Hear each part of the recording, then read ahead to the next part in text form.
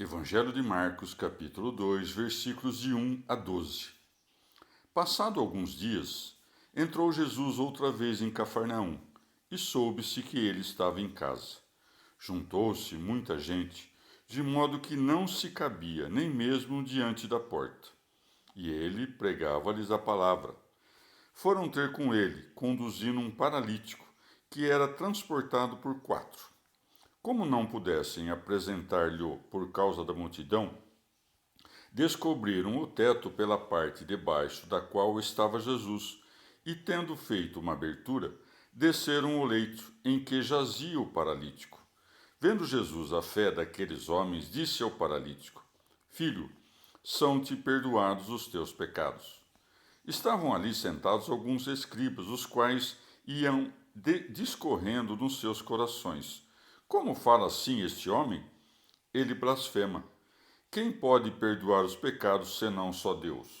Jesus, conhecendo logo no seu espírito que eles discorriam dessa maneira dentro de si, disse-lhes: Por que pensais isso nos vossos corações?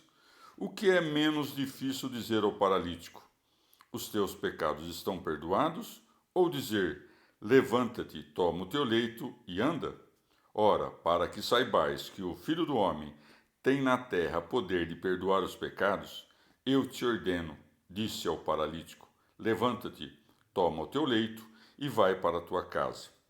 Imediatamente ele se levantou e, tomando seu leito, retirou-se à vista de todos, de maneira que todos se admiravam e louvavam a Deus, dizendo: Nunca tal vimos.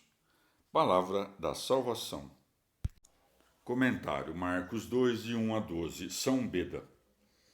Uma vez que a piedade celeste não abandona os homens carnais, sem que a eles também conceda a graça de sua visitação, pela qual também eles são capazes de tornarem-se espirituais, depois o Senhor regressa à cidade, por isso é dito: passados 8 dias, entrou Jesus outra vez em Cafarnaum.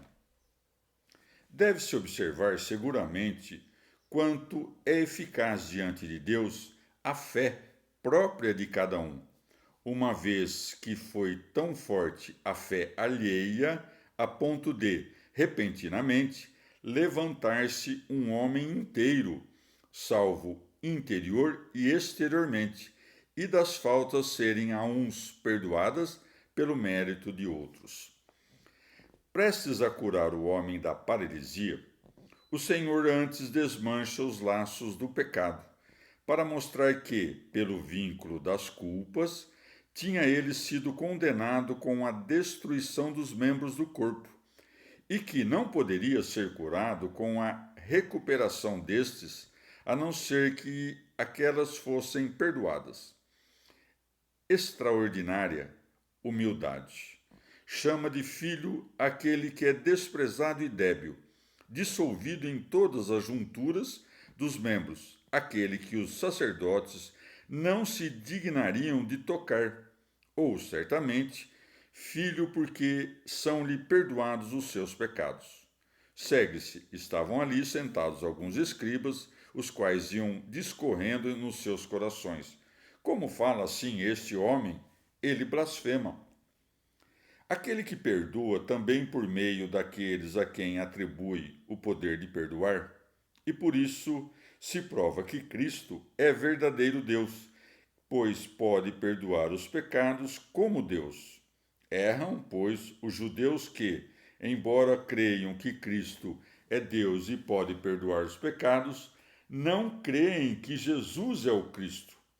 Mas de modo muito mais demente erram os arianos que, completamente vencidos pelas palavras do Evangelho, não ousam negar que Jesus é o Cristo e pode perdoar os pecados. Mas, não obstante, não temem negar que ele seja Deus. Mas ele, querendo salvar os pérfidos pelo conhecimento das coisas ocultas e pela força das obras, revela que é Deus, pois se segue. Jesus, conhecendo logo no seu espírito que eles discorriam desta maneira dentro de si, disse-lhes: Por que pensais isso nos vossos corações? Com o que revela-se como Deus, que pode conhecer as coisas ocultas do coração, e, de certo modo, calando, fala. Com a mesma majestade e o mesmo poder com que examino vossos pensamentos, posso também aos homens perdoar-lhes os delitos. Faz-se, então, um sinal carnal, para provar o espiritual, muito embora seja próprio do mesmo poder afastar tanto os vícios do corpo como os da alma. Por isso se segue. Imediatamente ele se levantou e, tomando seu leito, retirou-se à vista de todos. É-nos dado o conhecimento de que, por causa dos pecados, resulta um grande número de debilidades corporais, e talvez por essa razão, em primeiro lugar, são perdoados os pecados, para que, uma vez removidas as causas da debilidade, seja restituída a saúde. Com efeito, por 5 motivos os homens são atormentados pelos estorvos da carne, ou para aumentar os méritos, como Jó e os mártires, ou para conservar a humildade, como Paulo pelo anjo de Satanás, ou para reconhecer e corrigir os pecados, como Maria, irmã de Moisés, e este paralítico, ou para a glória de Deus, como o cego de nascença e Lázaro, ou para começar a condenação, como Herodes. É, no entanto, admirável a força do poder divino, a ponto de, sem nenhuma demora, por ordem do Salvador, uma rápida cura se seguisse. Por isso se segue, de maneira que todos se admiraram. Deixando de lado o que é maior, isto é, a remissão dos pecados, ficam admirados apenas com o que parece, a saúde do corpo. Enquanto o Senhor pregava na casa, não se cabia nem mesmo diante da porta, pois enquanto Cristo pregava na Judéia, os gentios ainda não puderam entrar para ouvir, eles a quem, no entanto, mesmo postos do lado de fora, Cristo dirigiu, pelos pecadores, as palavras de sua doutrina. Ou porque 4 são as virtudes pelas quais o homem se eleva: pela confiança da inteligência, para merecer a salvação. Elas que alguns chamam de prudência, fortaleza, temperança e justiça. Desejam, por outro lado, apresentar a Cristo o paralítico, mas com a turba posta no caminho, são impedidos por toda parte, pois muitas vezes a alma, depois da indolência do corpo frágil, desejando ser renovada pelo remédio da graça celeste, é retida pelo obstáculo dos velhos costumes.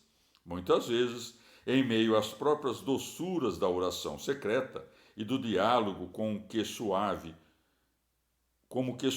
com o Senhor, a turba dos pensamentos que se intrometem põe-se ao gume da inteligência, para que Cristo não seja visto. Não se deve, pois, permanecer do lado mais baixo, mas deve-se buscar o teto da casa, isto é, a sublimidade da Sagrada Escritura, e meditar sobre a lei do Senhor.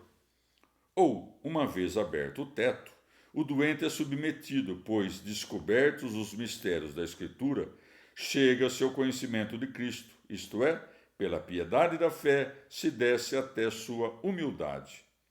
Já pelo fato de o doente ser posto no chão, com o leito, indica-se que Cristo deve ser conhecido pelo homem, ainda posto nesta carne.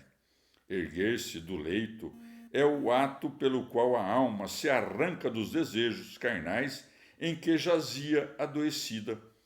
Tomar o leito é separar a própria carne, corrigida pelos freios da continência e por meio da esperança dos prêmios celestes, dos prazeres terrenos. Ir para casa depois de tomar o leito é chegar ao paraíso.